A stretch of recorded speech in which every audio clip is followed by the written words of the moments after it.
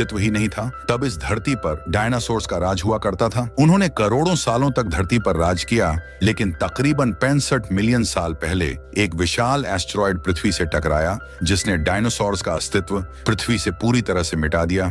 और आज इस फिल्म की कहानी कुछ इसी घटना पर आधारित है। तो कहानी की शुरुआत होती है और हमें बताया जाता है कि ये दुनिया अनंत है, इसका कोई अंत नहीं, ये बहुत बड़ी है और बिल्कुल हमारी ही पृथ्वी की तरह एक और प्लेनेट है जिसका नाम है सोमरस। उनकी बिल्कुल हमारी ही जैसी दुनिया थी और वो काफी एडवांस्ड टेक्नोलॉजी के मालिक थे।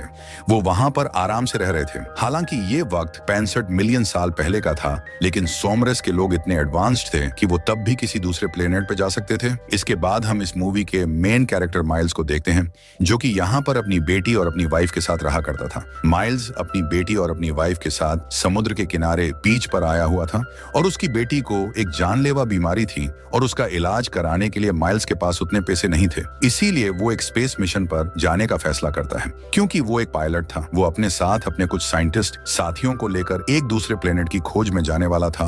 उसका ये मिशन 2 साल का था और इस मिशन से उसे जो पैसे मिलेंगे उससे वो अपनी बेटी का इलाज कराएगा। उसे अपनी बेटी के लिए ऐसा करना ही था, क्योंकि उसके पास दूसरा और कोई रास्ता भी तो नहीं था। उसकी बेटी उसे कहती है कि डैड, मैं आपके वापस आने का इंतजार करूंगी, मुझे पता है आप अपना काम अच्छे से पूरा कर लेंगे। और इसके बाद माइल्स अपने सफर पर निकल जाता है, जिसके बाद हमें 2 साल बाद का समय दिखाया जाता है, जहां पर हमें फिर से माइल्स के उस स्पेस शिप को दिखाया जाता है। ये लोग अपनी मंजिल पर पहुंचने ही वाले होते हैं कि तभी कुछ छोटे छोटे एस्ट्रॉयड के मलबे आकर इनके स्पेसशिप से टकराने लगते हैं। वो टुकड़े स्पेसशिप पर इतनी जोर से लगते हैं कि स्पेसशिप बुरी तरह से कांपने लगता है। इस सारी हलचल में माइल्स की अपने स्लीपिंग चैम्बर में आंख खुल जाती है और अब वो बाहर निकलकर अपने शिप को कंट्रोल करता है, क्योंकि बाकी के सभी लोग अपने स्लीपिंग चेम्बर्स में गहरी नींद में सो रहे थे और ये शिप ऑटो पायलट मोड पर खुद चल रहा था। उन छोटे पत्थर के टुकड़ों की रफ्तार काफी ज्यादा थी, जिस वजह से स्पेसशिप काफी डैमेज हो जाता है। इन सारे हालातों को देखते हुए माइल्स फैसला करता है कि मैं स्पेसशिप को पास के ही किसी प्लेनेट पर लैंड कराऊंगा। लेकिन अब जैसे ही वो उस प्लेनेट की ऑर्बिट में आता है तो तेज रफ्तार की वजह से उसे कुछ भी दिखाई नहीं देता और ये स्पेसशिप एक काफी बड़ी सी चट्टान से जाकर टकरा जाता है। इससे स्पेसशिप को एक बड़ा झटका लगता है, जिससे अंदर के सभी चेम्बर्स तबाह और बर्बाद हो जाते हैं। सब कुछ बर्बाद हो चुका था, यहाँ तक कि माइल्स की हालत भी काफी खराब हो चुकी थी। इसके बाद वो चेक करने के लिए आता है कि क्या कोई जिंदा बचा है, लेकिन जब वो बाहर आकर देखता है तो वो पाता है कि सारे के सारे चेम्बर्स बर्बाद हो चुके हैं, जिसमें मौजूद सभी लोग मर चुके थे। लेकिन तसल्ली की बात यह थी कि यह प्लेनेट इंसानों के रहने के लिए एकदम ठीक था, क्योंकि यहाँ पीने के लिए पानी, खाने के लिए पत्ते और ऑक्सीजन भी है जिसमें सांस लिया जा सकता है। लेकिन उसे ये अंदाजा बिल्कुल नहीं था कि अगर इस प्लेनेट पर जिंदगी है तो यहाँ और भी खतरनाक क्रीचर हो सकते हैं। और जिस प्लेनेट पर माइल्स लैंड हुआ था, ये कोई और प्लेनेट नहीं बल्कि आज से 65 मिलियन साल पहले की हमारी पृथ्वी थी, जब इंसान पृथ्वी पर पैदा भी नहीं हुए थे। यहाँ पर सिर्फ बड़े मॉन्स्टर्स का राज हुआ करता था। इसके बाद माइल्स अपनी जानकारी अपने बेस में देता है और उनके साथ जो हुआ वो भी बताता है।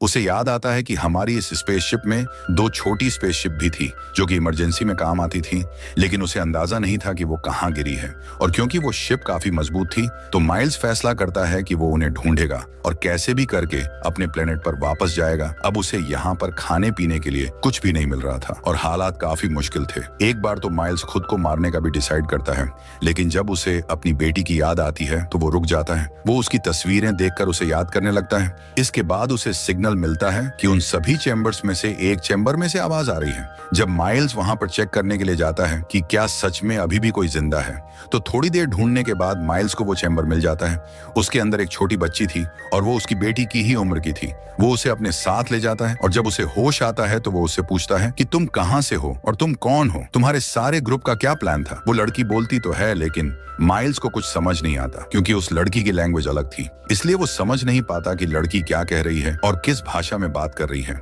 माइल्स को चैम्बर में इस लड़की की डायरी भी मिली थी, जिसे पढ़ने के बाद उसे समझ आता है कि इस लड़की का नाम कोआ है। अब अगली सुबह माइल्स इस प्लेनेट को बारीकी से जांचने के लिए यहाँ छानबीन करने के लिए घूमने चला जाता है। और साथ ही वो अपने स्पेसशिप को भी ढूंढ रहा था। यहाँ पर उसे काफी सारे वोल्केनो मिलते हैं जो कि बार बार इरप्ट हो रहे थे और यहाँ पर एक डायनासोर का कंकाल भी पड़ा था। इसके बाद माइल्स अपना हाई टेक्नोलॉजी जीपीएस निकालता है जो कि किसी भी चीज को ढूंढने का काम किया करता है, जिससे माइल्स को पता लग जाता है कि उसका छोटा स्पेसशिप यहाँ से 15 किलोमीटर की दूरी पर एक पहाड़ पे क्रैश हुआ था। अब वो आगे देखने के लिए जैसे ही झांकता है तो एक डायनासोर का एक छोटा बच्चा उस पर हमला कर देता है, लेकिन माइल्स की किस्मत अच्छी थी कि उसके पास एक इलेक्ट्रिक गन थी। वो उस डायनासोर के बच्चे को खुद से दूर करके उसे मार देता है और अपनी जान बचाकर उस बच्ची के पास आ जाता है। वो उसे इस सब के बारे में बताता है और कहता है कि हमें जल्द से जल्द ब्रिज का रास्ता पार करके वहां पर पहुंचना होगा ताकि हम यहाँ से निकल सके। माइल्स की बात सुनकर कोवा उससे कहती है कि हम जिन चैम्बर्स में आए थे उसमें मेरे पेरेंट्स भी थे और उन्हें लिए बगैर मैं कहीं नहीं जाऊंगी। लेकिन माइल्स जानता था कि वो सारे चैम्बर्स तबाह हो चुके हैं। वो उस बच्चे को ये बात ना बताते हुए उसे समझाता है, लेकिन कोवा उसकी कोई भी बात सुनने को तैयार ही नहीं थी। इसीलिए माइल्स उससे झूठ बोल देता है कि तुम्हारे पेरेंट्स भी उसी पहाड़ पर हैं, तो जल्द से जल्द मेरे साथ चलो, हमें वहां पर पहुंचना होगा। ये सुनकर कोवा मान जाती है और वो अपनी पूरी तैयारी के साथ अपनी मंजिल के लिए निकल पड़ते हैं। लेकिन जितना आसान ये रास्ता लग रहा था उतना ही खतरनाक और मुश्किलों से घिरा हुआ था, क्योंकि इस समय में ना सिर्फ चलने वाले बल्कि उड़ने वाले डायनासोर्स भी हुआ करते थे और ना जाने किस किस तरह की मखलूक थी जो कि उन पर कभी भी हमला कर सकती थी। अब वो दोनों किसी तरह से छिपते छिपाते एक बड़े से मैदान से होते हुए एक जंगल में आ जाते हैं और यहाँ पर कुछ बहुत ही भयानक डायनासोर होते हैं जो कि उन्हें देख लेते हैं।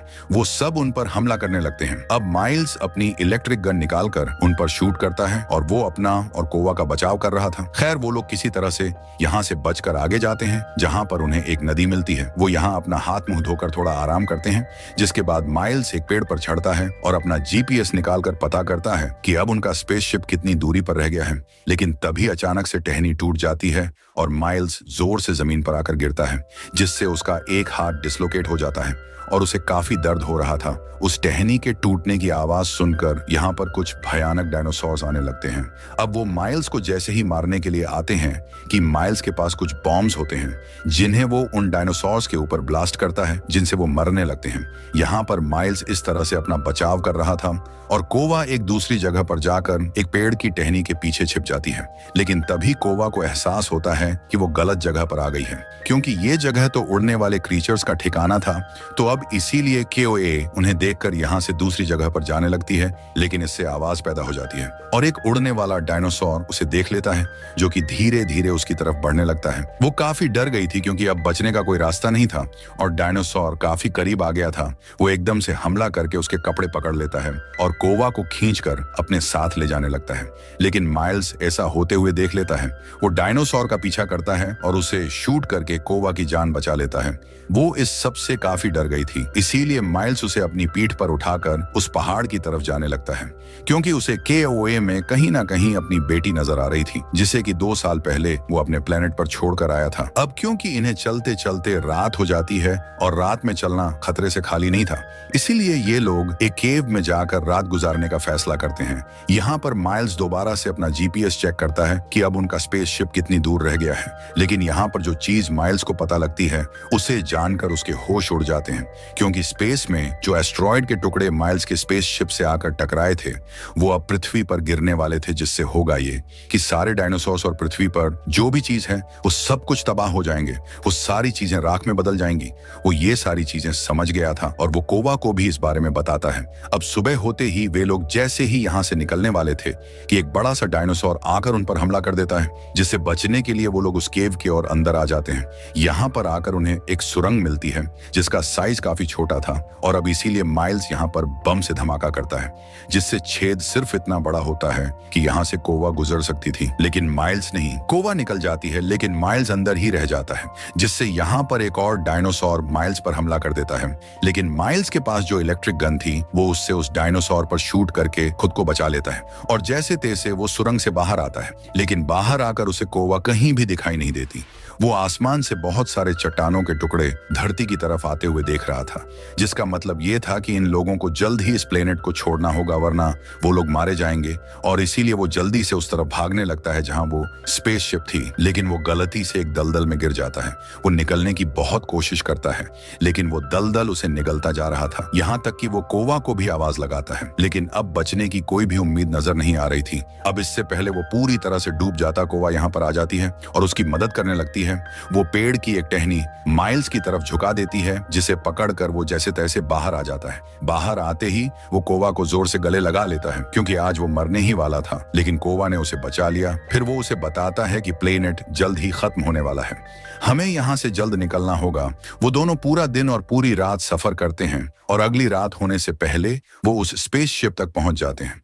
और अच्छी बात यह थी कि इस स्पेसशिप में कोई डैमेज नहीं हुआ था, वो इससे निकल सकते थे। अब वक्त को बर्बाद ना करते हुए माइल्स जैसे ही स्पेसशिप को स्टार्ट करता है कि कोवा बाहर आ जाती है और अपने पेरेंट्स को ढूंढने लगती है, क्योंकि माइल्स ने ही कहा था कि तुम्हारे माँ बाप पहाड़ की चोटी पर मिलेंगे। लेकिन जल्द ही उसे समझ आ जाता है कि माइल्स ने उससे झूठ कहा था, क्योंकि उस हादसे में सभी चैम्बर्स बर्बाद हो गए थे, जिसमें कोवा के मॉम डैड भी मारे गए। अब माइल्स उस बच्ची को शांत करने की कोशिश करता है, लेकिन वो काफी नाराज थी, इसलिए माइल्स उसे सच बता देता है कि तुम्हारे मॉम डैड मारे जा चुके हैं। माइल्स उससे माफी मांगता है और कहता है कि मैंने ये सब तुम्हारी और अपनी जान बचाने के लिए किया, और अब हमें भी यहाँ से जल्द निकलना चाहिए, क्योंकि ये प्लेनेट खत्म होने वाला है। अब यहाँ पर कोवा काफी रो रही थी, इसीलिए माइल्स उसे शांत करने के लिए अपनी बेटी की फोटो दिखाता है और कहता है कि मैं इस मिशन पर इसीलिए आया ताकि इससे मिले पैसों से मैं अपनी बेटी का इलाज करा सकूं। उसे एक जानलेवा बीमारी है और अगर अब मैं टाइम पर ना पहुंच सका तो वो मर जाएगी। माइल्स कोवा को भी अपनी बेटी की तरह समझ रहा था और वो उसकी भी जान किसी भी तरह से बचाना चाहता था। कोवा उसकी बातें सुनकर इमोशनल हो जाती है और उसके गले लगकर रोने लगती है, और अब इसके बाद वो स्पेसशिप में जाकर बैठ जाते हैं। लेकिन इससे पहले वो यहाँ से निकल पाते हैं, उन चट्टानों का हमला हो जाता है और साथ ही उन्हें दो बड़े बड़े डायनासोर्स ने भी देख लिया था, जो यहाँ आकर उस स्पेसशिप पर हमला करके उन्हें रोकने की कोशिश करते हैं। माइल्स ये बात जानता था कि अगर हम यहीं पर रुके रहे तो ये डायनासोर्स हम पे हमला करके हम दोनों को ही मार देंगे। इसलिए वो स्पेसशिप से बाहर जाकर डायनासोर्स का ध्यान अपनी तरफ करता है ताकि कोवा की जान बच सके। अब एक डायनासोर जैसे ही माइल्स के पास आता है तो माइल्स उस पर अपनी इलेक्ट्रिक गन से शूट करके उसे मार देता है, लेकिन अभी एक और डायनासोर जिंदा था जो कि तेजी से माइल्स की तरफ बढ़ने लगता है। माइल्स को लगने लगता है कि शायद ये डायनासोर उसे मार देगा, क्योंकि उसकी गन की बैटरी लो हो चुकी थी, वो दोबारा से लोड नहीं हो रही थी।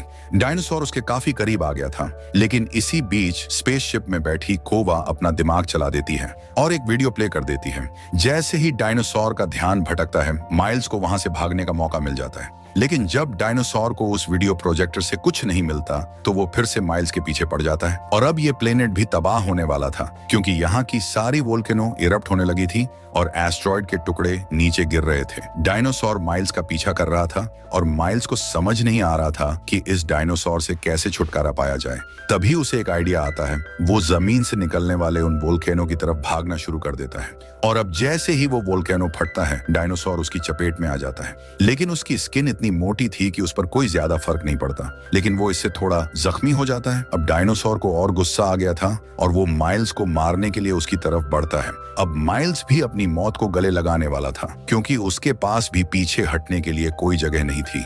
वो उसे मारने ही वाला था कि तभी यहाँ पर एक बार और कोवा आ जाती है। वो एक लकड़ी को उस डायनासोर की आंख में घुसा देती है, और अब क्योंकि उसे कुछ दिखाई नहीं दे रहा था, इसलिए वो एक बड़े वोल्केनो के पास आ जाता है। और अब वो जैसे ही फटता है, उसके अंदर मौजूद तेजाब और लावा डायनासोर को अपनी लपेट में ले लेता है और उसे गला देता है। इस तरह से वो मारा जाता है। अब माइल्स की जान बच गई थी। इसके बाद ये दोनों जल्दी से स्पेसशिप में जाकर बैठ जाते हैं। माइल्स जल्दी से अपने प्लेनेट की लोकेशन डालकर यहाँ से निकल जाता है, जहाँ इस बीच कुछ छोटे पत्थर के टुकड़े इनके स्पेसशिप से आकर भी टकराते हैं, लेकिन ये सही सलामत यहाँ से निकल जाते हैं। वहीं एक बड़ा सा एस्टेरॉयड पृथ्वी पर आकर गिरता है और पृथ्वी पर मौजूद हर एक चीज को तबाह कर देता है, और इस तरह से डायनासोर्स का पृथ्वी से अंत हो जाता है और ये फिल्म भी यहीं पर खत्म